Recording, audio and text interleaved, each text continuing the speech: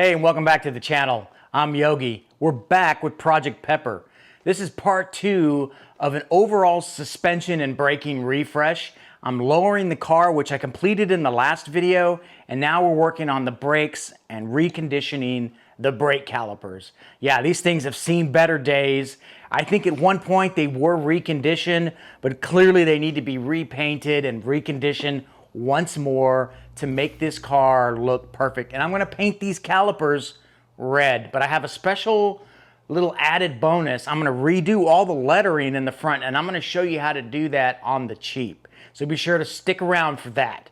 All right, so where did we leave off? Well, I did the suspension in the last video, and you can probably see that the brake rotors are also replaced. So I've got the brake rotors done.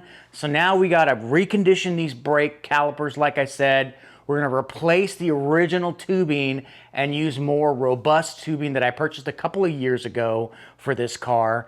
And then we're gonna button it all up and take it out on the road and see what it looks like. There's one more thing that I'm gonna do, but I'm gonna save for the end of the video and get your opinion on it once and for all.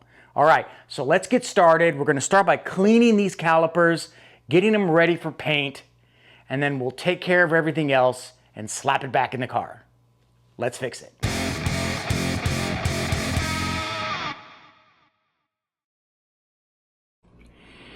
All right, so there's not much to a caliper, really. There's pistons, there's some rubber O-rings, and then some boots, dust boots that go on the outside. There are your bleeder screws on this side, and then of course your closed loop pipe on this side to keep everything equalized. So this particular caliper and the front one, the other front one had it as well, have these added shims, and I believe the goal at the time was that these were for helping with the squeaking. But what I've read on the forums is that this just adds a little bit of sponginess to your brake pedal. Some people like it, some people don't. I'm taking them out. They don't seem to serve a purpose to me, and they should just come right out unless they've fused to the piston, like this one. This one came out of my first run. I wanted to do it off camera to figure out how to do it. And this particular one is fused inside of here. So I need to put some rust remover, and I've got some evapo rust in here. I'm gonna let it sit and see if we can eat it up in here. And I'll put the screw back in and then try to extract it. I'm not optimistic.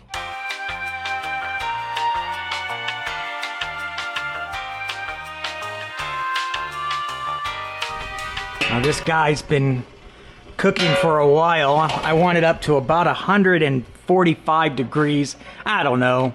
Maybe we can get it hotter. Then I'm gonna stick the brake calipers in there one at a time, 10-15 minutes, and then we'll take a look at it after that. Now keep in mind, we still gotta get the paint off of it as much as possible, and then we'll be ready for paint, for primer and then paint. All right, let's get this guy in here. Try not to burn yourself. And we're gonna set it for 10 minutes. Let's see what's cooking in here. I just kind of use this to pull it up. Stick it right here. It's probably gonna need a good rinse, you know. All right, last but not least is all of the rubber components, as well as the pistons themselves. And I've got them separated into front and rear just to make sure they don't get mixed up. That's what I love about this. See, this thing can just sit like that, and I don't have to stick my hands in it.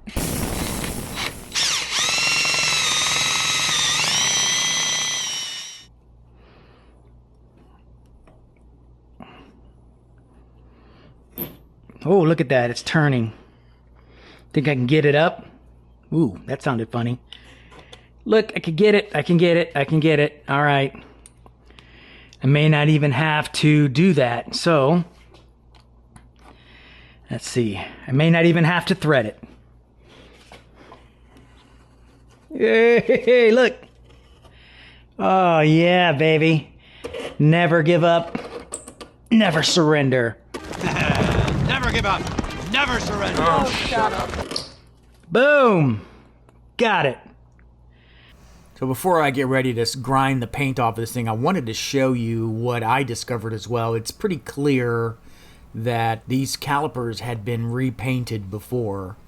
A lot of the clear coat came peeling off after I used the ultrasonic cleaner, and what you see is what's left. The ink from the Porsche logo is also missing.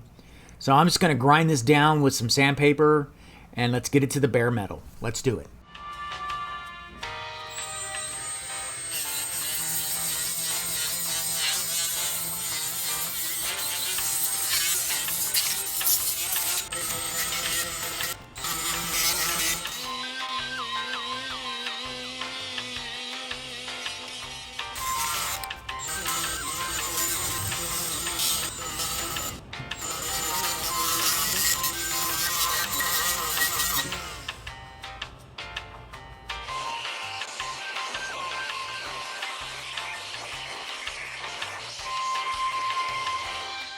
So I'm using a combination of sanding discs and whatever I could get to fit in between all the curves and what have you. So I stripped it down pretty good. I think I'm gonna do the rest by hand.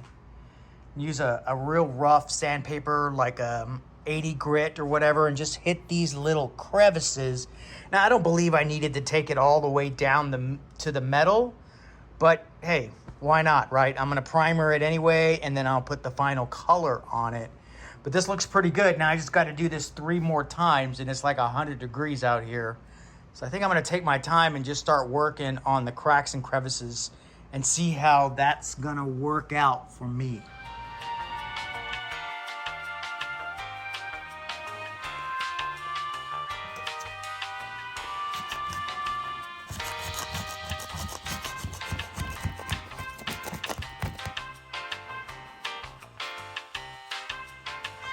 All right, it's the next day. We're back at it. I decided to go ahead and move forward with the Aircraft Ultra.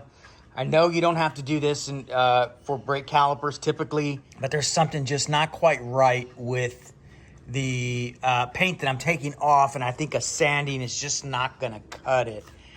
So I'm gonna use that, but I wanna slather that on. And then what I wanna do is give you a little time lapse of what it looks like as it's melting away. Right, and I'm outside because that stuff right there is toxic.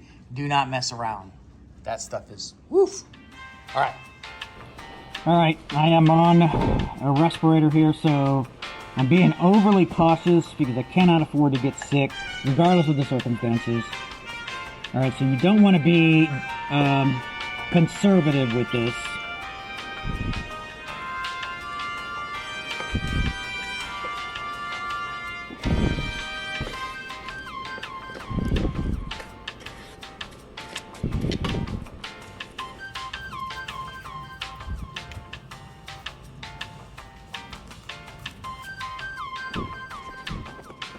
Yeah, unfortunately, I got a call right in the middle of my time lapse, and the DJI software decided to pause the recording, even though I didn't answer it. It's done a really good job of taking this off, and I think I'm gonna let it sit even longer to let it go. I mean, but yeah, what I was hoping to capture was this thing bubbling up, but damn it.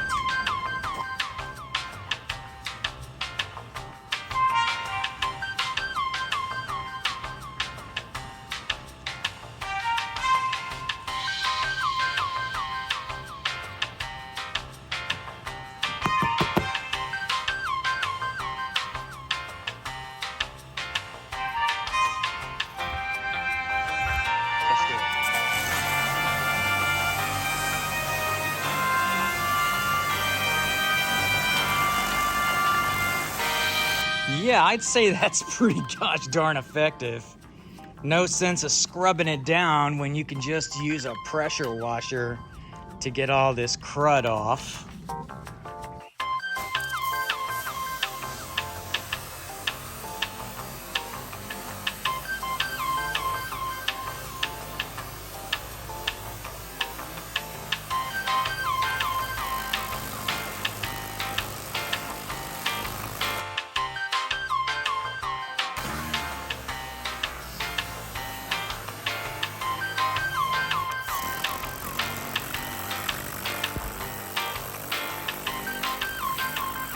Can you tell which one I use sandpaper on and which one I use the chemical on? I bet you can't. So I just want to get the rest of the chipped paint off, like around here. I can use the wire wheel for that. Anything else that looks like it would show up through the primer, like right here. But all in all, I think they came out really well. The whole trick was to use that chemical, put them in a bag, and let it melt away. This here was just for my own personal satisfaction. I like shiny stuff. Get some of this rust off right here. That's Florida rust, not Yogi rust.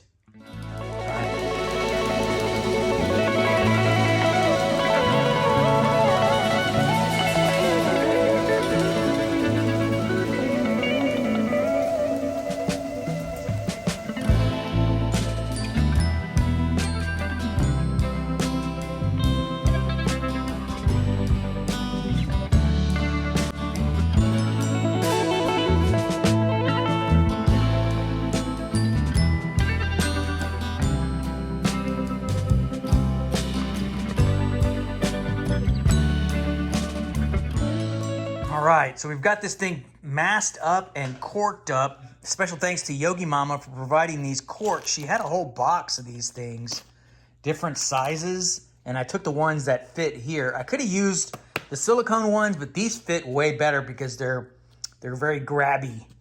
You don't want to get paint in those sleeves in there. That's where the pistons are going to slide in and out, and everything else can get painted red. But before we paint anything red, we got to paint it the primer color. And this is what I'm going to use. We're going to use VHT, which seems to be the go-to company for this type of paint. And we're doing a primer, but it's a high temperature primer. You can see it goes up to 550 degrees on this. Now, as far as the color, we're going to be using VHT, but we're going to be using this. Caliper paint. And it's red. That's right. It's a risk. I know if we go to a Guards red, it may not match, but I like this color, so we're going to go with it. And this one's temperature safe, again, 900 degrees. Now, there's one more can missing, and I made a mistake when I bought this 6 months ago, was that I forgot to buy the clear coat, and now I'm having a hard time getting it. So I'm waiting for clear coat to come in. This will probably delay the video. What's up? Sorry to interrupt your video, but I wanted to let you know that I'm actually editing that part of the video right now. And it's 12:30 in the morning. So, hey, would you do me a favor? Now that I have your attention, can you hit the subscribe button? Because I've been busting my butt making this video, and I hope you're getting something out of it. And all I ask is that you hit the subscribe if you're not a subscriber, or if you could just hit that thumbs up for me. Okay, thanks. Back to the video. As far as the towel is concerned, another Yogi Mama gift. This here is something she's working on with her her printer, and I like it. And we're just kind of prototyping these right now to see how well they hold up in the garage with chemicals. And so far, so good. But once they wash, we'll see how well they look. And then if they hold up, I think we're going to offer them on my future store. All right, now that I got a plan together, I'm going to go ahead and mask off the rest of those calipers back there. I'm not going to take you long. You get the idea. It's pretty straightforward. So with that, let me just use some Yogi magic and get us to the end. And there. All right, everything's masked up, corked up, everything. We're good to go. The larger front brake calipers have a recessed bolt, so I had to mask that off. In fact, you can see it right there. All of the hydraulic ports are all corked up, so I don't anticipate any issues with paint. All right, speaking of paint, this is what I'm doing.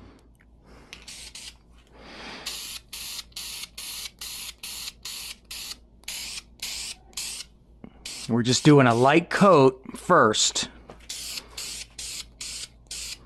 Just basically laying it down. Okay, we'll let this sit for 15 minutes. I'll come back, we'll put another coat on. All right, I've got everything set up here. I've decided to use a broomstick handle here on this so that I can get all three going at one time. It's a pretty good setup. And you saw that it's raining pretty bad out there, so there's no way I could get this done outside. So I need to get it done. And then I'm going to use a full face respirator so that I'm not inhaling this crap. And this kind of respirator here is for vapors and super small particulates. So this is exactly what you need to wear. All right, let's get to work.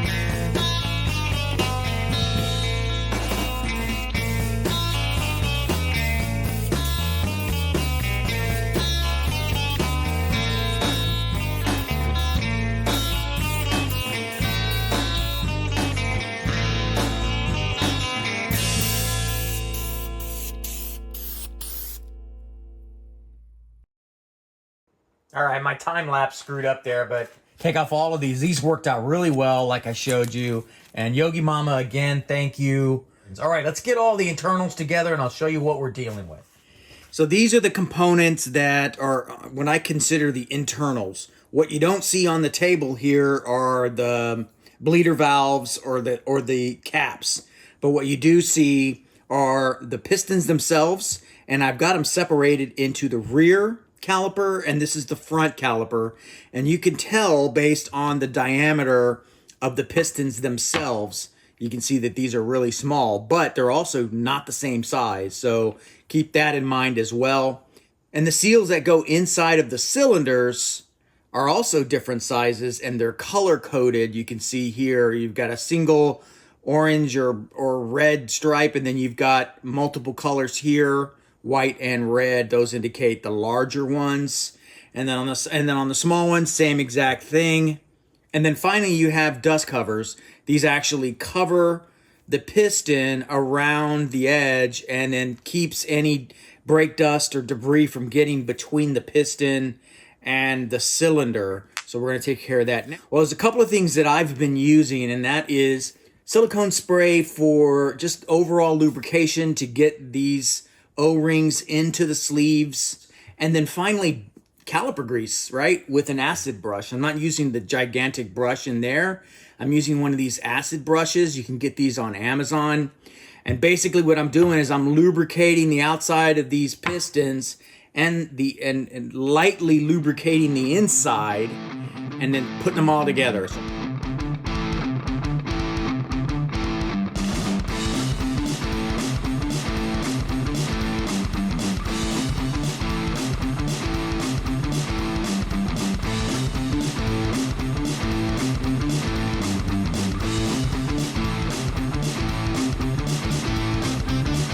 Now that all four O-rings have been inserted and they feel like they're properly in there. Now again, I've had difficulties where I've had to take the pistons in and out and give them a little twist. And you can also see that these pistons are really dry because they've been cleaned. So what I need to do now is reintroduce a lubricant to help get these pistons in. And like I said, I'm using an acid brush, and I'm not being very liberal with this. I'm actually very conservative and just getting the inside of the cylinder lubricated enough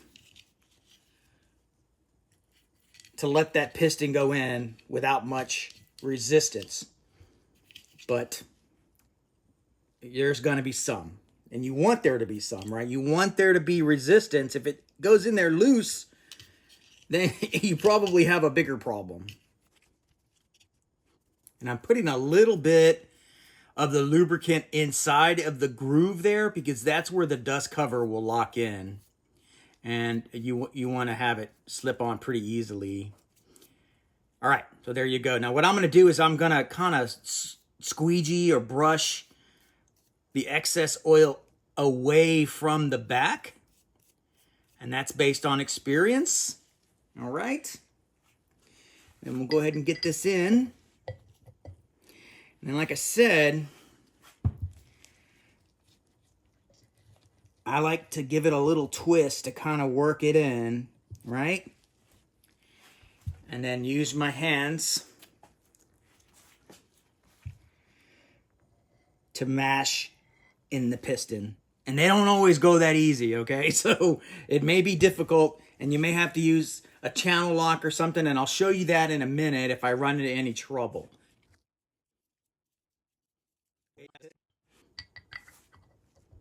Get it in there. Also check to make sure your acid brush is not leaving any hairs behind like that. That's what they're known to do. They're effective, but they also break free. So be aware of that, especially if you're using those for engine work. All right, giving a little twist to kind of get it in there. And then squeeze. And see, here's an example of one that's not going in. Okay. There, made it through. Okay. All right, next two. Okay. Okay, all the pistons have been reinserted. Now we're going to put the dust covers on. Again, you want to make sure you put the right ones with the right size. And these are the two small ones. So they go what appears to be, yep, here.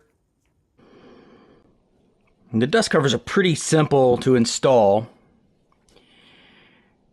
Up and over and just roll the collar down onto the piston and then smush the edges in just like that. All right, we'll do another one. We'll do the medium size one. Get it in there and then just roll the collar up and around. Now you don't have to push the piston all the way in like I did. In fact, it'll probably make it more difficult for you to get the collar on like it is for me here, but I'm going to keep going and I'll come back and fix that. Now, although I haven't had to use it on this piston, there is another way of getting these in if you just don't have the grip strength, or if for some reason you just can't seem to press that piston in. You can use a channel lock. What you want to avoid doing is scratching the paint, obviously, right? So what I want to do is use a piece of wood to latch onto that right there. And I need to open this wider. Let me see if I can get this in a little bit more before we start. Yeah, there, like that. Okay, a little bit closer. Like I said, I want to use this here to keep it from scratching. And then just give it a squeeze and it should just go right in. That was really easy because it was already nicely seated, but you get the idea if you have to use something like this.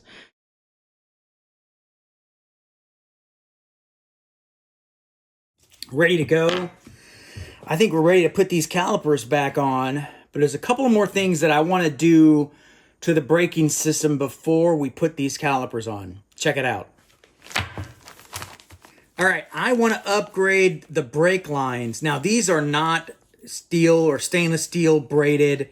I don't feel like that's necessary on a stock Carrera, but hey, if you want to do that, go for it. But these aren't basic brake lines. They're upgraded, but they're not, again, like I said, stainless steel. So I want to replace these lines first and then get everything cleaned up in there before we stick the calipers on. So let's go ahead and take care of this. This shouldn't take too long.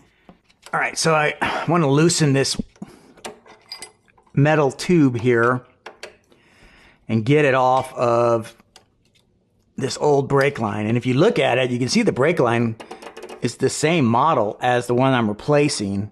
And the back ones I know for a fact are not. They're just standard. All right, so I think this is loose enough. Yeah. Just get this off. There, so that goes together. It's like I'm gonna clean that up. All right. Metal brake line here, and take a look at the condition of this end. Now, I think some of that debris I may have picked up when I set it down on the ground. But what we're really looking at there is just the overall condition of it. Any little speck can interfere with your braking. Here's the other end. Yeah, that is rust. So I'm going to hit it with a wire wheel. Hell, you know what I might do? I'm going to put it in the ultrasonic cleaner after I wire wheel it. You know, I got to put the Yogi's touch on this one. Let's do it. It's a great camera, by the way.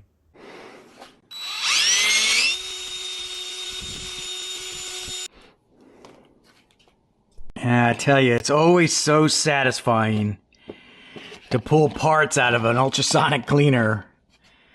It just makes short work of this. It's quite nice.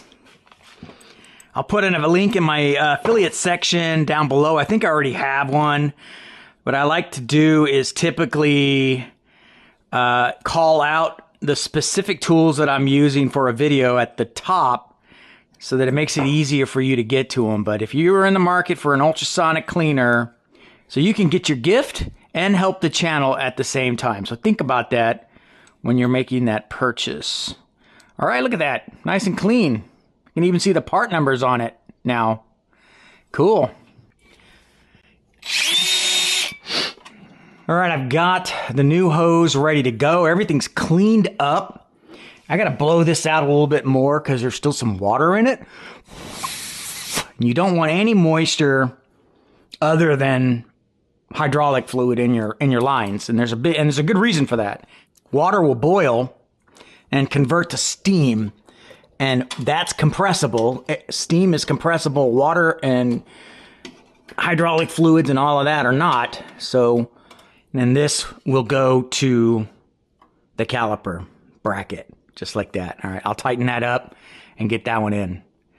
And I believe, like any fitting, you don't want to tighten them up just yet until everything is seated where you want it to be. So like this is fine right here until I tighten it up with the caliper and everything in place. Okay, well, speaking of caliper, let's get it on, man.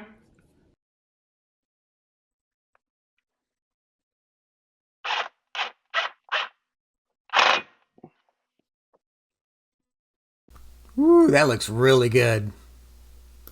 All right, so the caliper's on, but it's not torqued in yet. What I've discovered is that on this end, it is an 11 millimeter, and on this end, it is a 10. So keep that in mind.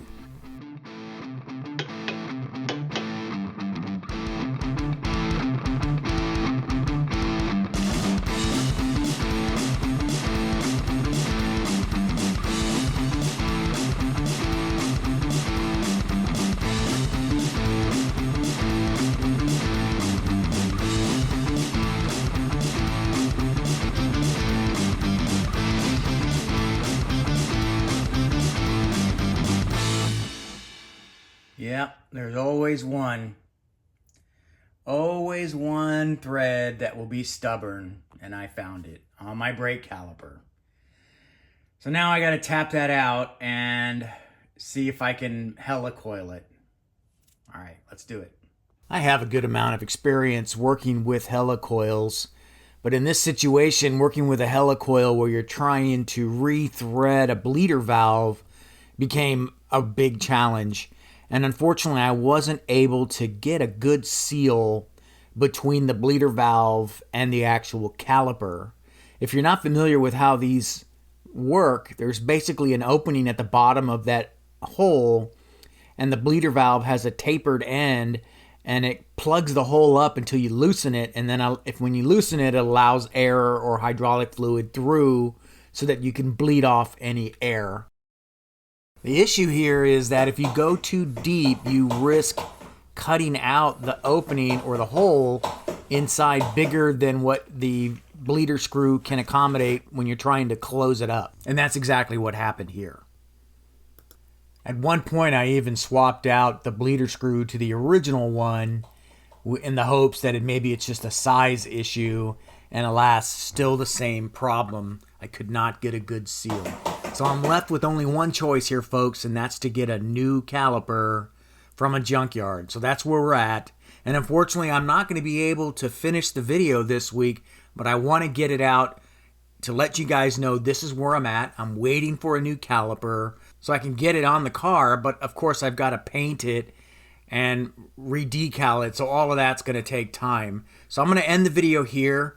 Thanks for watching. Don't forget to like and subscribe, and we'll see you next time on Yogi's Garage.